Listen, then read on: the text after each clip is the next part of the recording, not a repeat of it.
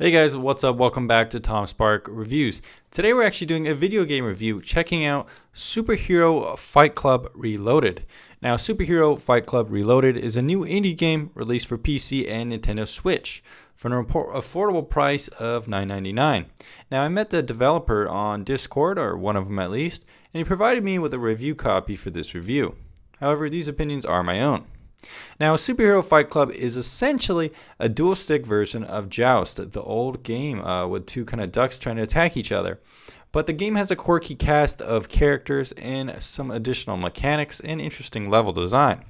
There are characters making fun of Batman, for example, Steven, who parodies the popular Minecraft character, and even a hacker-type character, which kind of is funny to me, because it has kind of like that anonymous V for Vendetta kind of style, and his weapon is a mouse that he swings around, so that's pretty funny. The game stood out to me though because it has an interesting retro style and nice satiric elements like I just discussed. Jumping in immediately, I was impressed with quick controller integration. Now, the game does only work with controllers, so you're going to need a controller. However, the game does have a very nice music score. It's kind of like 80s synth style kind of music.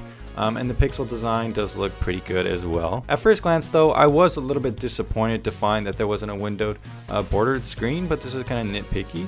And like I just mentioned, you do need a controller, so it doesn't look like you'll be able to play it with mouse and keyboard, but it shouldn't be too big of an issue since these kind of games are probably best played with controller anyway. So how does the game work? Well, first off, you need to pick a character in, whatever mode you're picking, whether it's through arcade or the mission mode or survival mode. So you pick a character and you verse another character in kind of like a 1v1 battle, or different options are available if you have more people playing. So you pick a character and you verse another, and the main objective essentially is to poke or somehow eliminate your opponent. So you can kill the opponent by poking them, or depending on your character, you can whack them, shoot them, even burn them in some cases. Now, each character is different mainly because they shoot missiles or depending on what their weapon is. Some characters have long pointy sticks that are specifically good for kind of darting about and jousting each other, where some have more like ball and chain mechanics where you can kind of swoop around and the ball will kind of follow your kind of inertia and swing around and hit your opponent. Some simply just shoot arrows, so it's kind of tricky having to reorient yourself to shoot the opponent. But most of these mechanics make each character feel fun to play and different to experiment with. Some are kind of reskins of one another. There's a couple, for example, the luchador character is pretty much similar to the hacker character, and they both kind of swing around stuff to hit the opponent. But it is fun to experiment with each character, and they all kind of have their own personality. At first, I really had no idea how to play this game. The movement feels really weird at first, and it almost feels inverted somehow. I couldn't actually stop killing myself. I had a really hard time the first 5 matches or so. But then I realized sort of by kind of gyrating or swinging around my joystick, I could kind of reorient myself and get the hang of the movement. And once you do get the hang of it, the movement does feel good, and dodging and weaving inside the deadly levels can be quite adrenaline-inducing. The levels really are out to get you, and somehow they remind me a bit of Sonic, with various gears moving around that can poke you. There's also trains that move by that you need to avoid, or fire that shoots up out of pipes that can kill you. There are also power-ups around the map that you can use that shield you, increase your speed, or cause your opponent to even lose control in the form of kind of like crowd control. Now, I found that mechanic actually a bit annoying, since it never really feels good to be CC'd or lose control of your character. And not only that, but you can't avoid some of these projectiles per se. So think of these kind of like CC mechanics, or one of the items that kind of makes your character lose control. It kind of makes you drunk almost. Think of it kind of like the blue shell from Mario or something like that. You can sort of move your character to kind of avoid stuff, but not really. Now, I'm not sure how much I can argue for this game if you just want to play it single player. After a while, it does kind of get boring just dealing with bots, since they can be kind of dumb and easy to play around. Not to say that the game isn't challenging, but once you get the hang of it, you kind of just avoid them and stuff like that. It's still fun though, but the game seems more like the sort of thing that you'd play just once in a while when your friends come over, and that's when it really shines.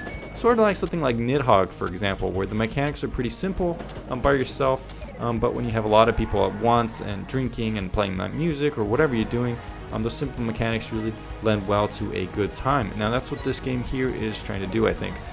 The developers obviously designed this game for 4-player co-op, and I can see it playing well in this environment. The game feels perfectly suited for the Switch as well, which it's also available on, and I could see a good casual game to boot up quickly. especially since the menus work so well. You can almost just tap like A, and lock your character, move on to the mode, and it's really quick to get into games. So it's not to say that even though it might not be the best for single player people, the content still is there, because there's different ways to play this game. Even though it's just simple mechanics and stuff like that, there are 17 playable fighters, there are tons of maps. Now most of the maps kind of have the same background and stuff like that, but there's different things going around, different mechanics to kind of learn and take advantage of. So there are also a lot of single player missions, and these kind of work more of like achievement kind of things, special ways to kind of verse different fighters and stuff in a single player environment. However, the survival mode is actually quite fun, probably my favorite mode, because you're just trying to survive as long as you can, and it really feels fun just seeing more and more computers pop up and more people to get away from. So what about the music in the game? Well, the music in this game is quite good, and I do like the soundtrack, and it fits the theme really well. However, I do think the developers could have implemented a little bit more music tracks. It seems like there's maybe one or two, and after listening to them for a while, they do kind of get a bit repetitive. So that's something I kind of wish there was a little bit more options. Maybe they'll add more music in the future. But I can see the game also working fine muted, with loud music going on and stuff like that. So there you go. Now, between the power-ups and the levels that constantly shift around about trying to kill you, the various mechanics between the characters, there's often a lot going on with Superhero Fight Club Reloaded, but that's not always a bad thing. At worst, Superhero Fight Club can feel a bit random at times, or even stressful, since there are so many things happening at once, so many things out to get you. Now, I could see the game being a bit frustrating or confusing for people who easily write off games or don't really like these kind of twitchy games. However, the game feels tactical at the best of times, and there's a real thrill in outliving your opponent simply by playing a game of cat and mouse. There's some cheesy things you could do like that, to just run away and try to avoid the obstacles as long as you can, and hope that your opponent somehow falls victim to the level. That's actually a valid strategy, and that's almost one of the best ways that I like to play this game. But you can also be super aggressive and just try to dash and attack your opponent right away. There's various things you could try which give the game a pretty decent sense of depth. And when you occasionally successfully orient yourself to, joust your opponent and you get them right at the moment, it can feel really good. Anyways, guys, thanks for checking out my review of Superhero Fight Club Reloaded. Let me know what you think of the game down in the comments below, and I'll see you again on another review really soon. See you later.